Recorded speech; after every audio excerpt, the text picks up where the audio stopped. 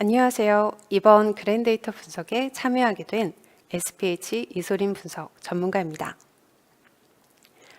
SPH는 GIS 기반 IT 전문 컨설팅 회사로 통계 및 인공지능 분석을 통해 데이터에서 히든 팩터를 얻어 고객들의 주요 의사결정에 도움을 드리고 있습니다. 이번 신한카드 SKT KCB 데이터가 융합된 그랜데이터를 이용하여 SPH 분석 전문가들이 얻은 인사이트를 공유 드리려고 합니다.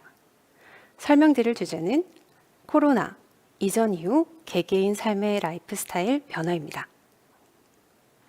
해당 주제는 크게 세 가지로 나뉘어질 수 있는데요. 첫째, 오프라인 쇼핑에서 온라인 쇼핑으로 전환되고 있는 추세에서 세대별, 성별 소비 트렌드는 어떻게 변하고 있는지. 두 번째, 온라인 소비가 주를 이룸에도 불구하고 오프라인 방문의 열기가 식지 않은 지역은 어디이며 왜 그 지역이 핫플레이스가 된 요인은 무엇인지. 마지막으로 확진자가 상대적으로 적었던 농촌 지역과 농촌에 사는 사람들은 코로나 발발 이전과 이후 특징에 큰 차이점이 있는지를 살펴보겠습니다. 코로나 이후 온라인 시장이 더 활발해지고 있다는 것은 누구나 알고 있는 사실입니다. 하지만 어떤 연령층과 성별이 더 많이, 더 활발하게 이용하고 있는지, 온라인 시장의 타겟층의 변화가 일어나고 있는지에 대해 확인해 보려고 하는데요. 전반적으로 배달의 관련 이용이 약 3배 이상 상승했지만 여성보다 남성의 이용률이 좀 더 상승한 것으로 나타납니다. 또한 자동차와 같이 대중교통보다 비대면을 추구하는 사회로 변화하고 여성들의 자동차 구입도 코로나 이전보다 더 상승한 것으로 나타나면서 오프라인에서의 활동은 되도록 사람들과의 거리를 두려고 하는 움직임이 남녀 모두에서 나타난 것으로 확인이 됩니다. 여기 세대별로 보았을 때 코로나 이후 가장 많은 소비 변화를 일으키는 세대는 중장년층으로 볼 수 있는데요. 시단위와 군단위에서 모두 50대와 60대의 전자상거래 이용 금액이 크게 늘었는데요. 기존 전통적인 온라인 소비자에서 벗어나 디지털 시니어들의 참여로 인해 지각 변동을 일으키고 있는 것으로 보입니다. 이는 온라인 시장에서 남녀노소 할 것 없이 모든 사람들이 쉽게 접근할 수 있다는 점이 큰 작용을 한 것으로 보입니다. 코로나 이후 세대 간의 소비 문화의 간격이 오히려 좁혀지면서 세대 간의 소비 카테고리와 그 트렌드가 양극화해서 서로 융합되는 현상으로 바뀌어 나가고 있다고 볼 수 있습니다. 위의 표에서도 볼 수 있는 것처럼 20대에서 60대까지 대부분의 동일한 카테고리에서의 상승과 동일한 카테고리에서의 소비 하락세를 볼 수 있습니다. 지하철과 주유, 미용과 같이 오프라인 만남을 위해 지출되는 그런 소비 카테고리를 보신다면 50대와 60대에서도 전통적인 소비 패턴에서 벗어난 것을 확인해 볼 수 있는데요. 여기 차트와 같이 지하철 이용 건수도 30% 이상 감소한 것으로 보여지며 이용 관련 이용 금액도 15% 이상 감소한 것으로 확인이 됩니다. 다른 세대와 같이 동일 카테고리에서 비슷한 하락세를 보이는 것을 보았을 때 코로나 이후 모든 세대에서 온라인 소비로 전환되는 트렌드를 가졌다는 것을 볼 수 있습니다. 중년 남성들 또한 이제는 어플을 통해 직접 소비하고 직접 온라인으로 거래를 하고 스트리밍과 같은 유료 서비스를 구독하여 컨텐츠를 즐기는 방향으로 변화하고 있음을 확인할 수 있습니다. 과거의 경우 온라인 시장이 젊은 층에 타겟팅이 되어 있었다면 코로나 이후 사회적 거리 두기와 함께 온라인 시장이 활성화되면서 중장년층 남성을 위한 온라인 마케팅이 새로운 화두가 될 수 있음을 예측할 수 있습니다. 이제 두 번째 주제인 코로나 이후에 떠오르는 핫플레이스 기준에 대해 설명드릴 텐데요. 코로나 발발 이후 사회적 거리두기 실천을 위해 여행 관련 업계 매출이 가장 많이 떨어진 것으로 확인되면서 외지인의 유입률은 전반적으로 하락했지만 유입률이 상승한 지역이 있습니다. 사람이 많이 모이는 지역보다 서로 거리 두기가 가능해지면서 해변이나 산을 끼고 있는 여기 옹진군과 같은 곳들로 여행 목적지가 변화하고 있다는 것을 확인할 수 있습니다. 도시로는 유일하게 하남시로의 유입률이 높은 것으로 보여지는데요. 서울 근교로 가볍게 드라이브하는 사람들이 모이면서 크고 작은 핫플레이스들이 위치한 것으로 유명합니다. 이처럼 코로나 이후 핫플레이스의 기준이 사람과 빌딩, 숲이 많은 곳들이 아니라 사람 간의 거리를 두지만 집 밖에서 충분히 분위기를 즐길 수 있는 곳을 찾는 트렌드로 변화되어 있음을 데이터상으로도 알 수 있습니다. 예를 들어 여기 하남시 남해군과 같이 외지인 유입률이 높은 지역에 대해 신한카드 지역 매출 데이터를 융합하여 어떤 이유로 외지인들이 해당 지역의 매출에 영향을 주었는지 확인해 보겠습니다. 하남시의 경우는 주로 카페 활성화가 잘 되어 있는데요. 카페 이용 금액이 43% 이상 상승한 것을 볼 때 지역 상권의 대부분은 식음료 관련 상권이 발달되어 있는 것으로 확인이 됩니다. 여기 남해군의 경우에도 카페 이용 금액이 50% 이상 상승했는데요. 카페뿐만 아니라 바다를 끼고 있는 지역 특성에 맞게 레저를 즐기러 오는 유입 인구의 증가와 맞물려 레저 관련 매출도 상승하여 지역 상권에 긍정적인 영향을 준 것으로 확인이 됩니다. 실질적으로 카페 이용 금액이 높을수록 지역 상권의 매출 금액 또한 높은 것으로 확인이 되는데요.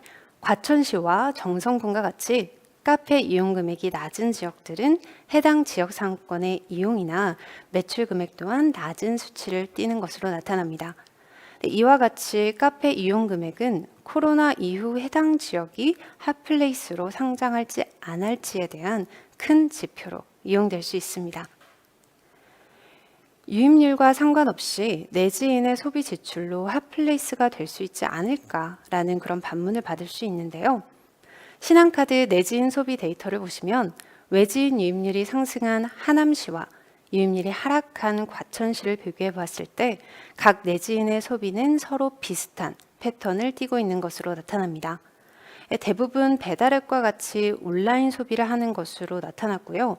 숙박이나 유흥, 여행과 같은 카테고리는 크게 위축된 것으로 볼 때 코로나 이후 핫플레이스인지 아닌지의 기준은 내지인이 아닌 외지인들의 소비 성향에 따라 선정되며 카페와 같은 분위기가 있고 사람들과 소통할 수 있는 공간이 위치한 곳이 새로운 핫플레이스의 기준이 된 것으로 보입니다. 마지막 주제는 농촌 지역의 변화와 농촌 주민들의 생활 트렌드 변화에 대해 살펴볼 텐데요. 코로나 이후에 핫플레이스 기준이 변한 것을 볼 때 군 단위에서 관광객 증가와 더불어 지역 상권 활성화를 기대해 볼 수 있을 것 같습니다. 인구 밀집 지역보다 한적한 지역 그리고 바다와 산이 어우러져 건강하고 시원한 공기를 접할 수 있는 곳이라면 당연 도시보다는 농촌을 생각할 것 같은데요. 코로나 이후에 사람들이 많이 찾는 상권은 요식, 유흥보다는 카페 상권이라는 것을 저희가 확인했듯이 군 단위 카페 창업 가맹자 수는 2019년에 비해 코로나 발발 이후인 2020년에 더 상승한 것으로 보입니다. 요식 관련 식당을 창업하는 수는 거의 0에 수렴할 정도로 군 단위에서는 창업을 하지 않는 것으로 나타나는데요. 오히려 요식 관련 폐업 가맹점 수가 상승하면서 농촌의 주요 상권은 요식이 아니라 카페와 같은 간단히 대화할 수 있는 공간이 선호된다는 것을 확인할 수 있습니다. 2020년의 관광 트렌드 또한 변화가 있는데요. 주요 도시 거주자들의 국내 여행 목적지가 소도시, 즉 새로운 관광지 탐색으로 변화를 일으키고 있습니다.